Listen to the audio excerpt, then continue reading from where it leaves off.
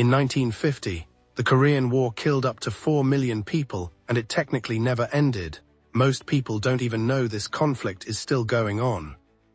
It all started when North Korea, backed by the Soviet Union and China, invaded South Korea, quickly escalating into a large-scale international conflict.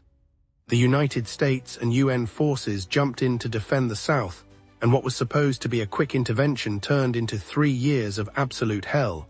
Entire cities were leveled, civilians were caught in the crossfire. Soldiers fought in brutal winters, with temperatures dropping to 40 below zero. Bodies stacked up on both sides faster than anyone could count. The fighting was so intense that Seoul changed hands 4 times in a single year. Villages were burned to the ground. Families were torn apart, many never reuniting again. And here's the kicker, in 1953 they didn't sign a peace treaty. They signed an armistice, which is basically just a timeout. That means North and South Korea are still technically at war right now, 70 years later. The border hadn't really moved, so they agreed to stop fighting and created the DMZ, the Demilitarized Zone, one of the most heavily militarized borders on Earth. The conflict restored the border near the 38th parallel, but the peninsula remains divided to this day. North Korea is a totalitarian state, while South Korea has developed into a liberal democracy with Samsung and K-pop. South Korea enforces mandatory military service to defend against North Korea, maintain national security, and uphold civic responsibility in a nation that still faces one of the world's most volatile borders.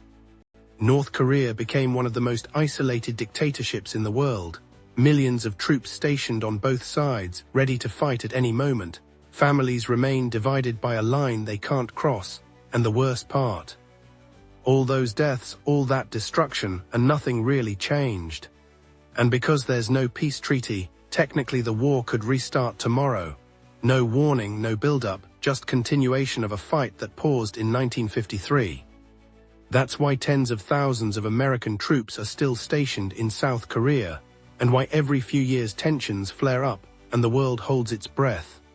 A war that never ended still threatens to explode 70 years later. The conflict still simmers.